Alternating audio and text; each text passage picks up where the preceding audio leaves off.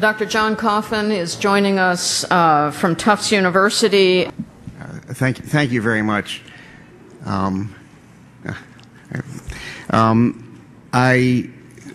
First, maybe a brief disclaimer. I'm here actually on very short notice. I think Wanda emailed me yesterday, less than 24 hours ago, to invite me to speak. I was actually quite interested in doing so. Unfortunately, I was able to squeeze some time out of my schedule to do this. I'm not going to be able to stay past about noon, though. So, secondly, I should probably introduce myself to you a little bit.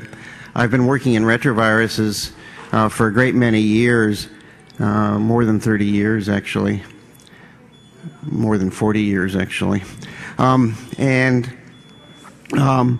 My interests have been in sort of basic retrovirology, of understanding particularly the coevolution of viruses and hosts. And retroviruses have some very special properties that allow us to look at evolution in ways that we can't with any other virus or any other infectious disease for that matter.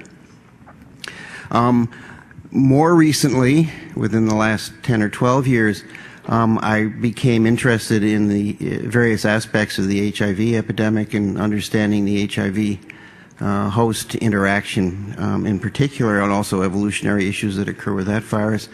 And I became associated, in fact, I was the founding director of the HIV drug resistance program of the National Cancer Institute at Frederick, about 50 miles from here. And I held that position for about 10 years, and I'm now a consultant to that. And in fact, I'm en route in between those two my two sites of work, as it were. And so what I want to do is give first my reaction to this remarkable finding, and reiterate a number of the salient points that Dr. Peterson just made, but I think it's important to reemphasize them, and then talk a little bit actually about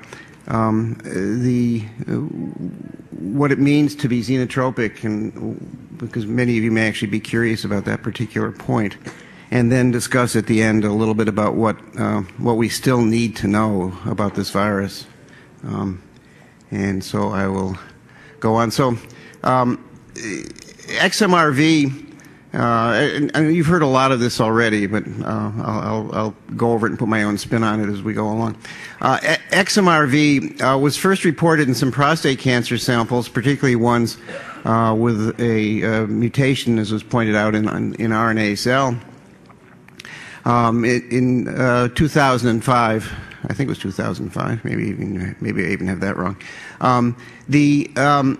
In human infection, in a recent paper, this virus was reported as being present using an immunological assay in about nearly a quarter of randomly chosen breast cancer biopsies, and in a much smaller fraction of non-malignant biopsies, prostate biopsies. And as of course we all know, has been reported in the published literature in the paper that appeared last week, in 67% of chronic fatigue syndrome cases. And Dr. Peterson just presented some data suggesting that that is maybe a gross understatement, that there may well be much closer to 100% association. And that would be very interesting to see how that plays out, of course. The virus can be detected and cloned from prostate cancers. I don't believe infectious virus has ever been isolated from prostate cancer or patients, at least in the published literature. And that's in large part because almost all of those studies were based on amplifying DNA out of paraffin blocks. And there's some debate in the two papers that have been published on this as to what cells the virus is in, whether it's in stromal cells or in tumor cells. That remains to be worked out.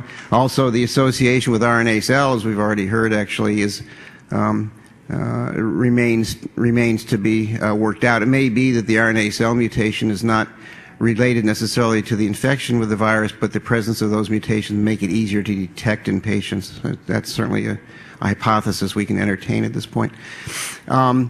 In the case of CFS, the association is in many ways much clearer than in the prostate cancer, because we can get live virus. We meaning they, actually. I don't actually work on chronic fatigue. I never have. But they can get live virus out of PBMCs or even out of plasma, which is actually pretty remarkable. It's in fact quite hard to isolate live virus from plasma of HIV-infected patients. It tends to be coated with antibody. It's not in virions aren't in very good shape, and so on. So it almost looks like it's easier to do that with chronic fatigue syndrome, although the virologists who are actually working on this may not like the characterization of it being easy. And in at least in activated PBMCs, it's present in a very high fraction. That was really quite impressive fraction of cells that are isolated from blood after they're activated. It's unclear to me at this point, if you don't activate the cells, what the fraction of actual infected cells is in blood. But clearly, because the activation itself may cause the virus, may allow the virus to spread through the blood cells that you're looking at. It probably does, almost certainly does, I would say. The virus that you isolate is infectious for a number of human cell lines. It's particularly infectious for the prostate cancer cell lines, as was mentioned, and also for B cell and T cell derived lines, and for fresh activated PBMCs, peripheral blood mononuclear cells, which basically be a mixture of B cells and T cells. One of the things that struck me the most was this apparent detectability in 4% of the control samples, although it's important to point out that right now these are not unbiased samples in either case. In the case of the prostate cancer, the samples are from prostate biopsies that were non-malignant but were hyperplasia, and there may be some association of the virus that may bias your ability to see the virus. In the case of CFS, the controls, as was pointed out, they were not familiar or health work or anything, but they were local. And so if the distribution of infection is very uneven, then in fact there might be a local bias there. This all remains to be worked out, of course, and this is an extremely critical thing to do, is to get a handle on what the actual prevalence in the U.S. and worldwide. There's some suggestion. There's one as yet unpublished report was presented at a meeting earlier this year of a few percent incidence in blood samples that are obtained by the Japanese Red Cross, and a somewhat higher incidence or prevalence in samples from prostate cancer patients in Japan. So there's some evidence for some worldwide association. You're probably aware that there was a recent paper that did not find any virus at all in any evidence of infection in, I believe, 600 and some prostate cancer patients from Germany. So this all remains to be worked out. One of the most very striking things is the very close relationship, and Dr. Peterson showed you this, and I've also got that on a slide in a minute, of how close these viruses are to one another. And the most distant pair, actually both of which were from prostate cancer, differs by only 0.3%.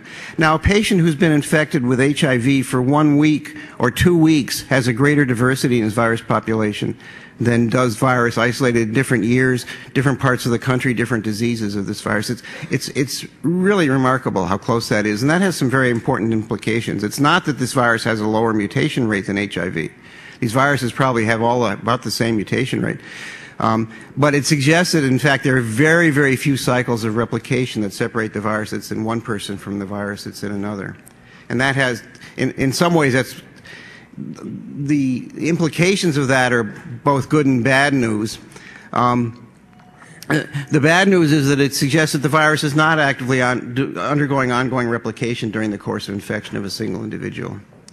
And that would not be good news if one were trying to use antiviral therapy. It doesn't mean it shouldn't be tested, but it reduces optimism that kind of a treatment regimen, the same kind of thing we do for HIV, might work for these. But it would be good news if one was developing a vaccine, because it would mean that the genetic variation issue would not probably be a significant roadblock the way it is expected to be with HIV. And it's important to note that there are marketed vaccines against a very closely related virus, and that's feline leukemia virus, which has been approved for use and has not 100% efficacious, but has some efficacy. So if it comes to that, and this is way down the road, of course, but vaccination would in fact be okay. Just to give you a time check. All right. And I've only got a couple of slides. So the other striking thing is the very close relationship of this virus to xenotropic MLV, an endogenous virus of inbred mice,